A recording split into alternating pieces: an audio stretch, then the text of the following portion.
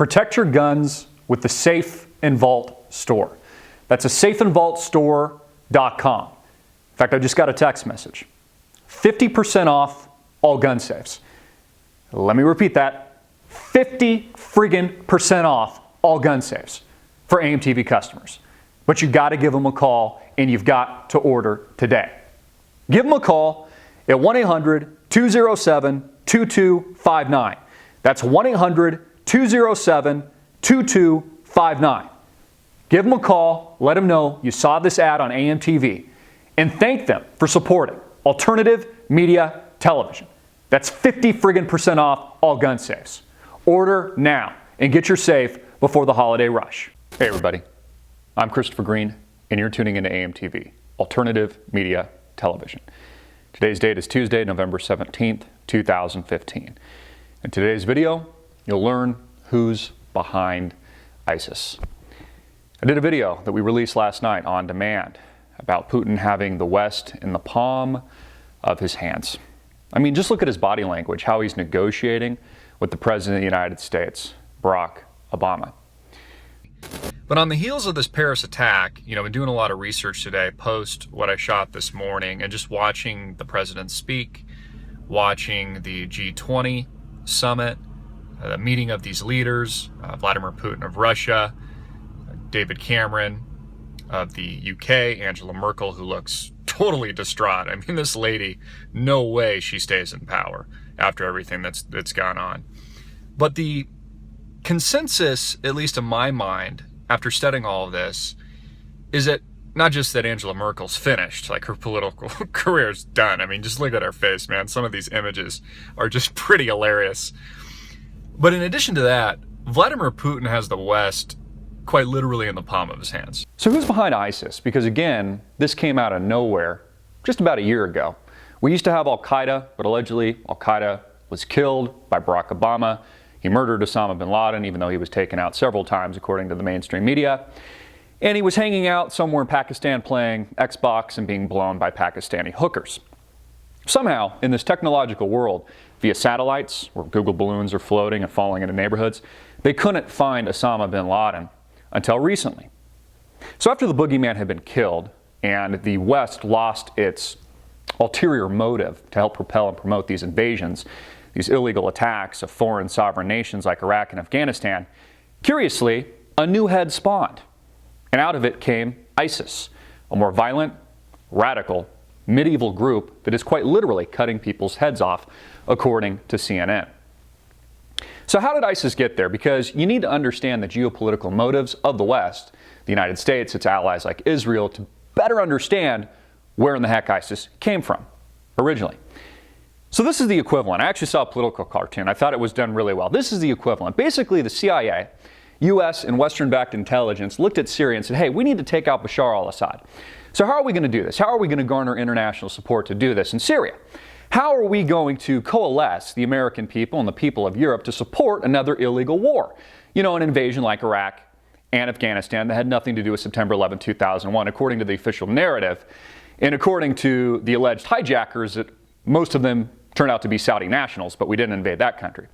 So the CIA looked at Syria, saw Bashar al-Assad there, said that they wanted to take him out, like Muammar Gaddafi of Libya, which we indirectly murdered him through NATO. He was assassinated by rebels armed on the ground by the United States, and then weapons of war were transferred through his country, which made up Benghazi Gate, the death of Christopher Stevens and several other Americans, of which Hillary Clinton was responsible for, and now she's running for president. We shall hold her accountable for that. So they looked at Syria and basically said, well, how are we going to coalesce American, Western support for this, European support? So this is what they did. They took ISIS, they created it, as a result of the destabilization effect in this part of the world, the Levant, which makes up the greater Iraq and Syria, and they placed it in Syria. They took basically ISIS, created it, which fomented from Al-Qaeda, and placed it in Syria. And then once it was placed there, they stepped back and with a machine gun, just started taking it out. And then when they're finished, eventually, they're just going to remove ISIS, and ISIS will be destroyed. It was quite a funny political cartoon, but there's a lot of truth to it. You see, the United States has created ISIS, helped to create it, and this is an argument, this is a fact, as a result of the destabilization effort in places like Iraq and Afghanistan. This is what has created all the instability, which has turned the Middle East into the cesspool that it is today, turned it into medieval times, where basically these people are going off and cutting people's heads off. Then they created a humanitarian crisis, which resulted in millions of refugees having to flee these countries, namely Syria, and move themselves and place themselves in parts of Europe and the United States. So it was engineered by design through the guise of a humanitarian crisis, which has led to terrorists entering countries like France and killing random civilians. Now all that public support has essentially been coalesced and is backing the war effort in a country nobody wanted anything to do with before, but now has overwhelming nationalism and popular support. So again, the West created ISIS, as was the blueprint in creating Al-Qaeda from the get-go. Remember, this is a fact, folks, as well. The CIA was key in creating Al-Qaeda from the very beginning. In fact, we worked with Osama bin Laden before turning against him when Osama bin Laden was fighting the Soviets in Afghanistan. So the CIA creates Al-Qaeda, then allegedly snuffs out Osama bin Laden, then creates ISIS as the new boogeyman, the spawning of this new head of the dragon, and now that's being used as the excuse to go in and invade these independent, sovereign, foreign countries and to take out Bashar al-Assad.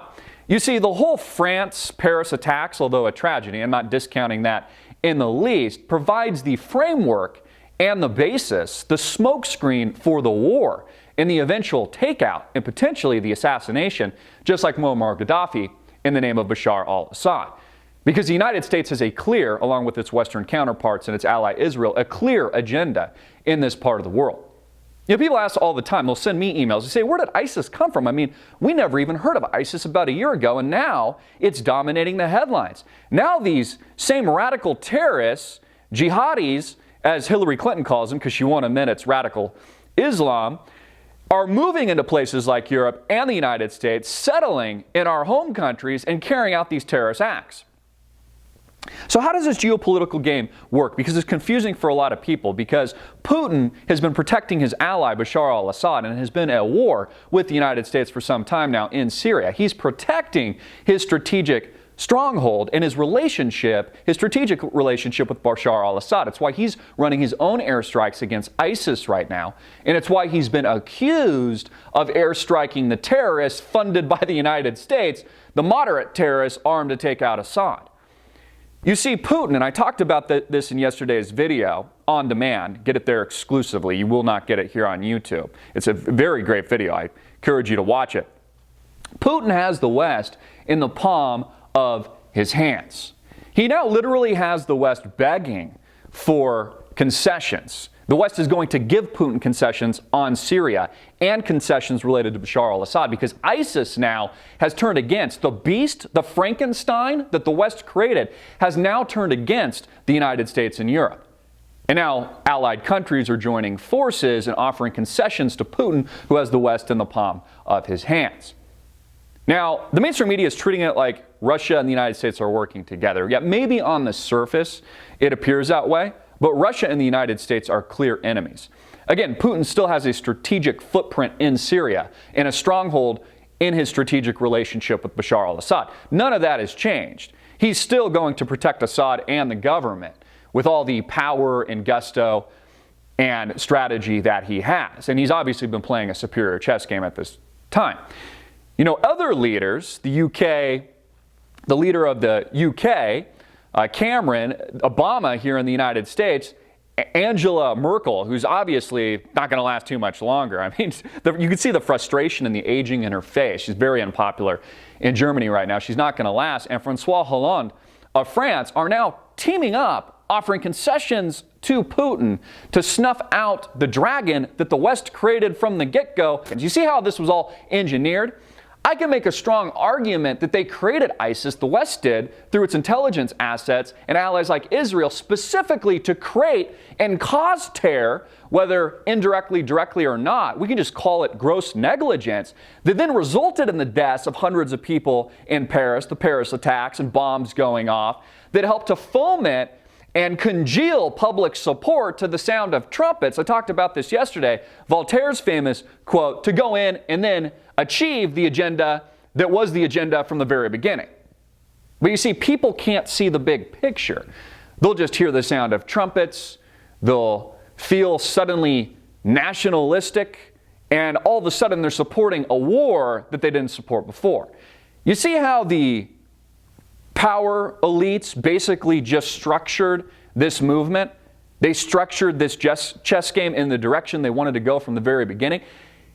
The Paris attacks actually serve the best interests of the states, serves the best interests of these Western bodies, the United States, Europe, France, the UK, the allied countries, because again, they've always intended to go to war and take out Bashar al-Assad. Now, they don't care that Bashar al-Assad was democratically elected, whether or not there was fraud. I'm sure there was, like there's not fraud here in the United States with the voting system. They don't care about that. The United States has a much larger agenda in the Middle East. And the agenda isn't to bring peace or prosperity or Operation Iraqi Freedom, as they like to coin the term through the mouthpiece that makes up mainstream media propaganda. The whole agenda, and it should be obvious because it's exactly what they've accomplished, folks, is to destabilize this part of the world. You know, it's kind of like the idea, let the gangs fight each other. You know, like in Los Angeles, for example, let the Crips and the Bloods go to war. They end up killing each other off. But the United States probably knew, obviously, that there would be more violence. Obviously, they knew that. But ISIS has actually turned almost into its own Frankenstein. It's now threatening the United States' best interests here at home, domestically. It's threatening the best interests of Europe in places like France, as these people transplant themselves, these radical Islamists, not peaceful Muslims, but radical Islamists, transfer themselves into these countries and then carry out terror. Now, actually, one thing I do agree with, this was talked about in the mainstream news yesterday. I read a couple of reports or, bylines on this.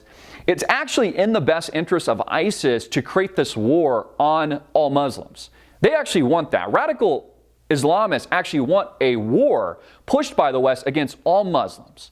They want to create that fear among peaceful Muslims in Europe and the United States because they're hoping that, again, that will put them in a position where they'll become more radical. These people will become more radicalized and maybe might transition into a more radical frame of mind. That actually, I do believe to be a very serious risk. I actually do believe that to be a reality, and we have to keep that in mind. I talked about this yesterday. I mean, how would you like to be a peaceful Muslim in the United States right now? How would you like to be a peaceful Muslim in Europe right now? I mean, how would you like to be a peaceful Muslim anywhere when you've been typecasted, blacklisted, demonized, and dehumanized, as was the case what America did to Japanese Americans before sending them to concentration camps during World War II and suspending their constitutional rights? How is it any different from what we saw with McCarthyism, where everybody was a friggin' communist, and that was just a part of the political agenda that made up the Cold War era? See, this is such an intricate, convoluted web that we're entering. It's very complicated, actually, but we can simplify it. It's complicated in the fact it almost appears like the United States and Russia are working together to fight ISIS, but you see, they do have a common interest against ISIS. But Putin is now winning the war on Bashar al-Assad. He's been able to protect Assad. And so the effort to destabilize Assad and take him out, to indirectly or directly assassinate him, like Libyan leader Muammar Gaddafi or Saddam Hussein of Iraq, has essentially failed. The entire war effort propelled by the United States has been a total failure. Whether or not Iraq or Afghanistan, it has led and created this instability that has led to groups, radical Islamists, that have become groups like ISIS. It's only fostered the growth of this, and now the United States is backing down from its original agenda to take out Assad. So again, it's only getting more complicated in a sense, but it's only becoming more simple. Also, Putin talked about yesterday at the G20 summit, he said he provided detailed financing information regarding who's funding ISIS. He had a list of 40 countries, including member nations of the G20 summit. That means the allied countries also funding ISIS. You see, that is not a conspiracy theory, folks. That's an actual fact. The United States has even admitted this. Remember, this is according to all the mainstream media publications and the state itself. They've admitted this. They've been funding moderate terrorists on the ground. Those same moderate terrorists, some of them are ISIS.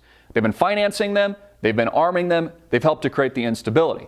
So Putin put this out there yesterday, plainly for the world to see, and the mainstream media just looked completely past it. because they don't want to educate the public to as who's really responsible for this chaos, who really has the blood on their hands, who's responsible for the deaths of hundreds of Parisians, who's responsible for the hundreds of Parisians that were injured, and creating this atmosphere of terror. Again, this works in the favor of the Allied nations. They want this fervor. They want this nationalism. They want this terror. They want Europeans and Americans to turn against not just radical Islamists, but the entire Muslim community, because that only fosters this allegorical war against the West and the East, good versus evil, the Western-backed faith system and commercialization of our society versus not just radical Islamists, but all Muslims. That's the agenda. It helps to push that forward. Again, you create two distinct groups of good and evil in the minds of America. This is a technique. This is a form of propaganda, and then you wage war against it.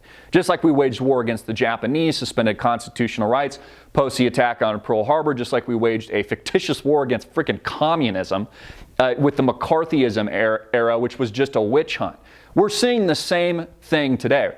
We're watching our leadership carry out the same agenda. But more importantly, we're watching Americans and Europeans and the Allied nations, its civilians, its populace, making the same mistakes. And that's key. In a day and age when we have information, they did not have the internet like they do now, years and years ago when we were fighting World War II. They did not have this information age. You can't hide any of this shit anymore, folks. It's out plainly for you to see. Tune in, watch to hear what Vladimir Putin, president of Russia, said yesterday at the G20 summit. Look at the body language. Look at the discussion with Obama. He's winning. Charlie Sheen losing with his announcement of HIV, even though he says it's undetectable. He'll probably still say he's living. Vladimir Putin winning. Again, this is a very intricate, somewhat complicated, but can be simplified web of facts. And again, this will lead to further instability, further destabilization in this part of the world. And now we have a conflict where not just Russia is carrying out strikes, but also the United States is carrying out this crisscrossed campaign. This is very dangerous. You see, Putin is at war with ISIS as well. He's going to protect his ally in the name of Bashar al-Assad, but he's also at war. Let's keep in mind, and the mainstream media skipped over this, it was only on the news for like a day. They had a commercial airliner just blown out of the sky. Due to, at least from the evidence we've seen so far, and obviously we suspected here at AMTV, a bomb being planted on the plane by ISIS. Putin and Russia are at war with ISIS. The United States is also at war with ISIS. But it's far more complicated than that. Again, who's behind ISIS? The United States. CIA, the intelligence here that makes up the West and our counterparts and allies like Israel. I mean, what do you think ISIS stands for? The Israeli Secret Intelligence Service, folks. That's what it is. All these beheadings that are more highly produced in AMTV videos. I mean, watch the videos. I actually didn't really want to see some of the carnage, but they're more highly produced. The cut scenes, the takeaways, the production value than some of the content we do here at AMTV. So I was watching it with some of our crew. We're like, this is not real at all. Like, we can't even do some of this work. I mean, they're practically using CGI and special effects. I mean, they do not have this kind of production quality unless there are state assets involved. Again, this convoluted intelligence web, folks. I tweeted out yesterday something about Edward Snowden, like a triple agent or something from Germany who allegedly was working for the CIA and several other countries. That's not too different than Snowden. The triple agent, I've said for some time now, he's likely a double and or triple agent, still working for the State Department, still working for Russia, and probably working for somebody else. You know, Americans fail to ask critical questions. They fail to dig deep, to penetrate what's really going on beneath the surface. You know, we can see it painted by the mainstream media. Oh yeah, it's like they're teaming up now. The United States and Russia are working as one. Bullshit. Underneath the surface, we are distinct enemies. This all leads to war, further confrontation, further aggressive action in this part of the world. The hope is the American people and the people of Europe are waking up to the friggin' facts. They're waking up and seeing through the lies. They're clearing through with a weed whacker or a machete the bullshit, which we can do now with the alternative media, with these platforms, and with the technology that is honestly a gift as long as we're allowed to use it. I'm Christopher Green. Get this video out everywhere, make it viral, hard-hitting it in your face, and click the link below to support our sponsor.